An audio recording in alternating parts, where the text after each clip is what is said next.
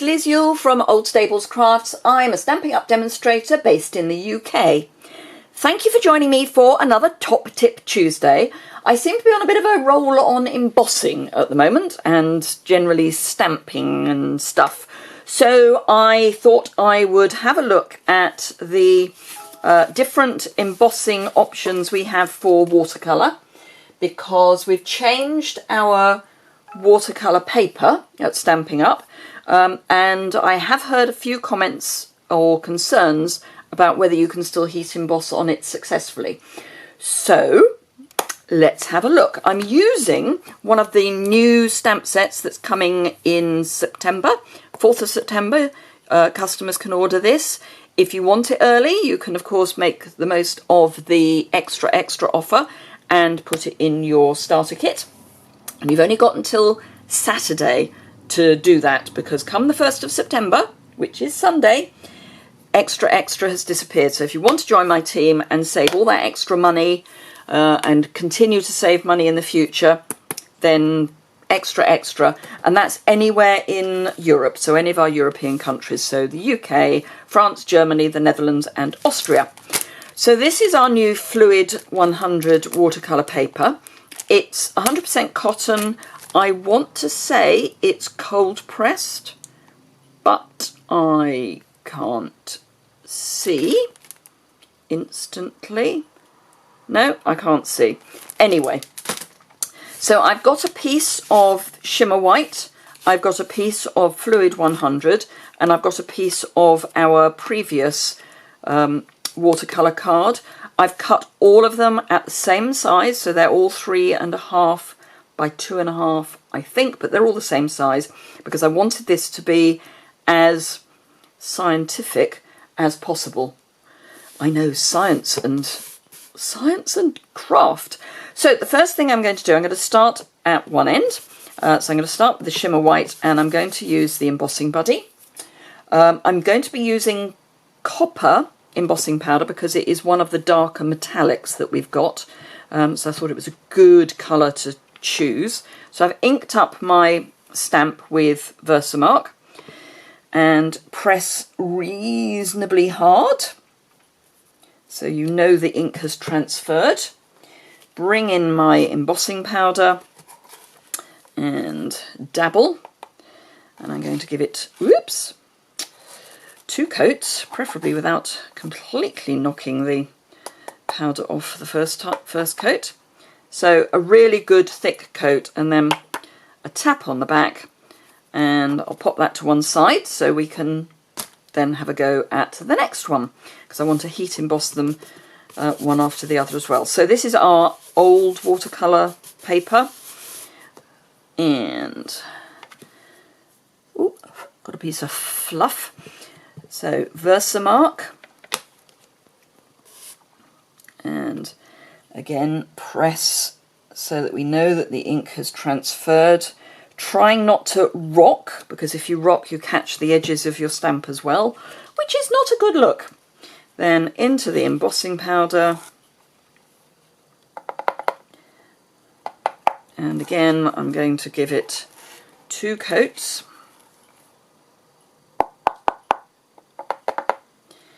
And pop it to one side. Whoops, let's just tap off the back because there's some bits. Because the watercolour paper is textured, both the old and the new, the powder can sometimes catch in the texture.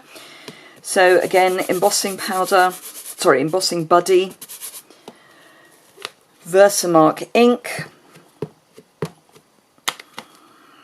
and stamp, and again I'm going to press reasonably hard to make sure that my ink has transferred, and then my embossing powder, and again I'm going to give it 2 coats. So 1 coat, and I have rocked, so I've caught the edge of the stamp, which was not good, but we can deal with that.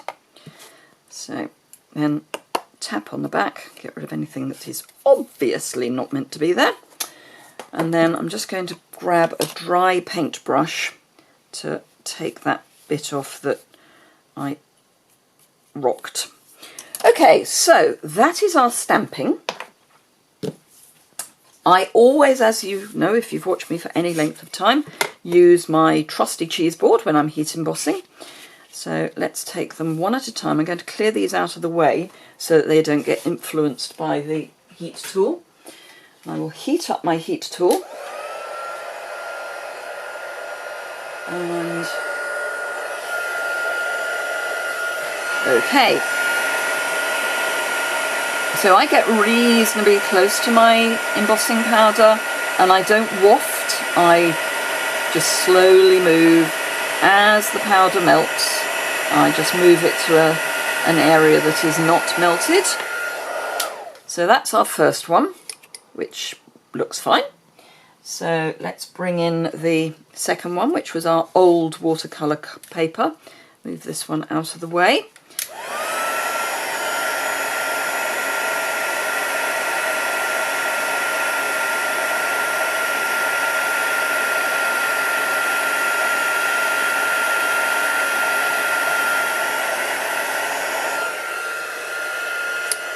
That's our second one, and now the new watercolour paper. Now I have got a little bit of over sprinkle there. I saw a bit of embossing powder blow off just as I was applying the heat gun. But here we go, so let's have another go.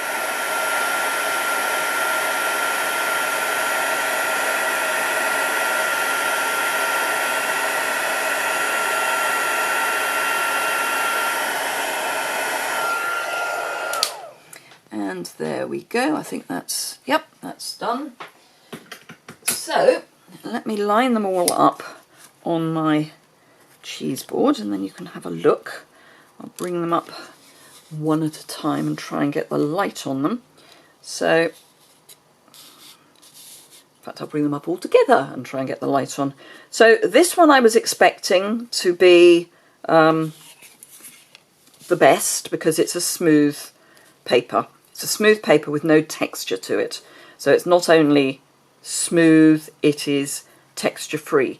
The Fluid 100 is smooth, but it is textured, so it's not smooth. This is obviously, how do I describe it? I mean, it's card, whereas this has definitely got a texture, but is flat. This is smoother as a finish, but has got more texture because it's got the bumps in it. So they're all going to be different, but I honestly can't see that once one's taken that into account there is any difference. But let me bring them up, see if I can get my lights to be shinier onto the... So that's the shimmer.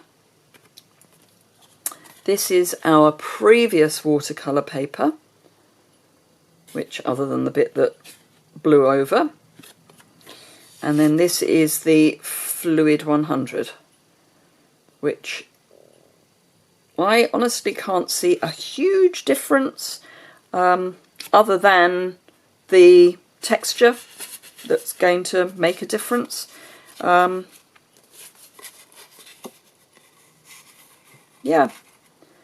I guess there's a bit more embossing powder here, but I would say that almost to the point that it is interrupted the image, because it's joined up some of the bits of fur, whereas this one is absolutely pristine, clear lines, as is this.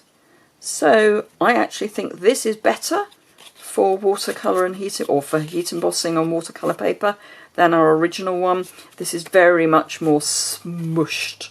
So we've got great lumps of embossing powder that's melted. Now I did do earlier ones, so that was my trial, and that is very similar. So under slightly different conditions, same result. This is the original watercolour paper. So this is a little clearer, it's minor. And then this is Fluid 100, and I would say that those are pretty much the same result.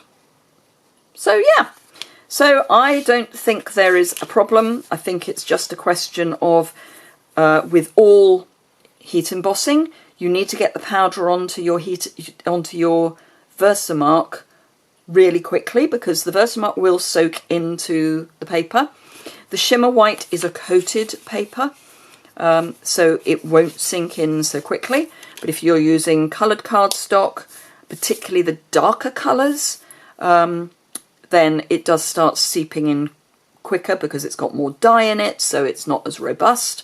And again, with the Fluid 100, it is meant to absorb water, so it's going to absorb any liquid. So stamp embossing powder. Once you've got your embossing powder on, you've got a little while before you have to worry about heating it. The key is to get the embossing powder on to the ink quickly. Anyway, I hope you found that interesting and informative. If you did, please give it a thumbs up. Do remember that if you're in the UK, you can shop with me at any time.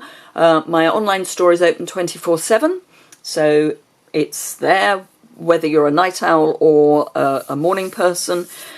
If you would like to shop with me, I would be thrilled. And if you use the host code, which is below, then you also get to share in host rewards, which means you get product. I get to choose it, you get to play with it. Thank you very much indeed for watching, and I look forward to seeing you again very soon.